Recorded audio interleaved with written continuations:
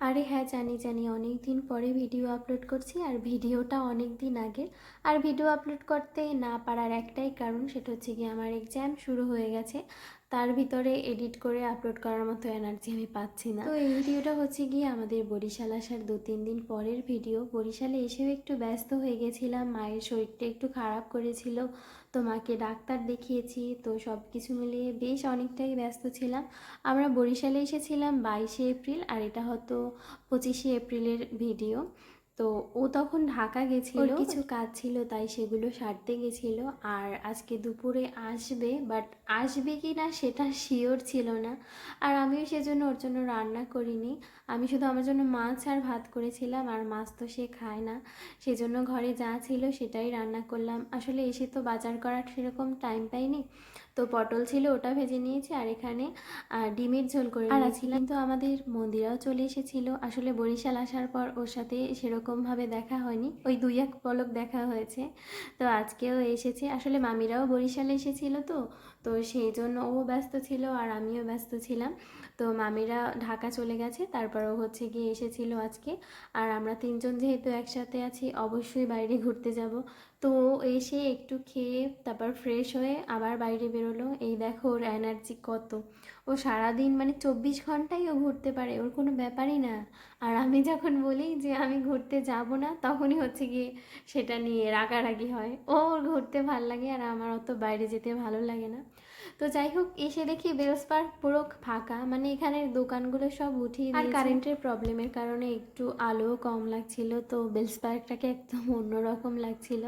তো আমরা এখানে ছায়ার ভিডিও করছিলাম আমি আর মন্দিরা, বাট যখন ওই পাশে গেলাম তখন আলো চলে আসলো, আবার এই পাশে গেলাম তখনও আলো চলে আসলো। তো আমাদের ভিডিওটা আর করা হলো না। তো আমরা মাঠে একটু সময় হাঁটছিলাম, আর দেখো বেলুনগুলো কি সুন্দর লাগছে লাইটটার জন্য। তো আমরা ওখান থেকে আবার রিক্সায় উঠে গেলাম, কারণ আমরা এখন যাচ্ছি 30 গোডাউন। আর আমাদের ঘোরার এই দুইটাই জায়গা, এক হচ্ছে বেলস আর দুই হচ্ছে 30 গোডাউন। এটা হচ্ছে ওর ফেভারিট জায়গা, প্রত্যেক দিন সেম জায়গায় যায়। যাই হোক, আমরা এখানে রিক্সায় উঠে গেছি 3জন, আর ওর উপরে বসতে কষ্ট, আর ওকে সবসময় উপরেই বসানো হয়। আর 30 গোডাউন এসেও দেখছি এখানে রাস্তাটা কি সুন্দর হয়ে গেছে। যাই হোক, সব কিছু নতুন নতুন। আর এরা দুজনে এসে এখানে চপ খাওয়া শুরু করে দিয়েছে। আমি আর চপ খাইনি। আর আমার না আজকে একটা জিনিস খেতে ইচ্ছে করছে, জানো, এই ভেলপুরি। আমি এখন বাইরের সব খাবারই মানে খাওয়া অফ করে দিয়েছি। আমি যেটাকে বলি যে আমি জাগতিক মোহমায়া ত্যাগ করেছি। বাট তাও আজকে কেন যেন ভেলপুরিটা দেখে খেতে ইচ্ছা করলো, হয়তো বা অনেকদিন পর দেখেছি তাই। তো আমরা এদের কাছ থেকে সব সময় খাই, এরা খুব ভালো বানায়, আর আমরা একটু স্পেশালভাবে খাই। সেটা হচ্ছে গিয়ে শসা দেই না, পেঁয়াজ আর টমেটো দিয়ে খাই। আর এখানে দেখো এই বোম্বাই লঙ্কা কিভাবে নিচ্ছে, এটা কিভাবে খাবে আমি জানি না। ঝাল এমনিতেই খেতে পারে না, আবার লঙ্কা নিচ্ছে নিজে। আমি তো এখন বাইরের খাবার একদমই খাই না, একদম মানে একদমই না, মানে যতটা ইগনোর করে পারি ততটা। তো সব কিছুই হেলদি হেলদি খাওয়ার চেষ্টা করছি, কারণ আমি চাই আমার থাইরয়েডটা খুব তাড়াতাড়ি স্বাভাবিক হয়ে যাক। তো চেষ্টায় আছি, দেখি কী হয়। যাই হোক, আমরা এখানে 2 প্লেট ভেলপুরি নিয়েছি। আমি আর মন্দিরা একটাই খেয়েছি, আর ও একটা খেয়েছে।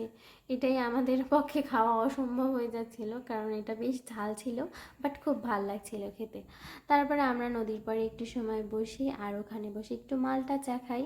তারপরে বাসায় চলে আসি, যদিও মাঝখানে অনেক অনেক গল্প করেছি, আর সেগুলো তো ক্লিপ নেওয়া হয়নি। তারপরে বাড়ির উদ্দেশ্যে রওনা দিলাম। তো আজকে ভীষণ ভালো লাগলো, অনেক দিন পর বরিশালে ঘুরলাম, বেরোলাম।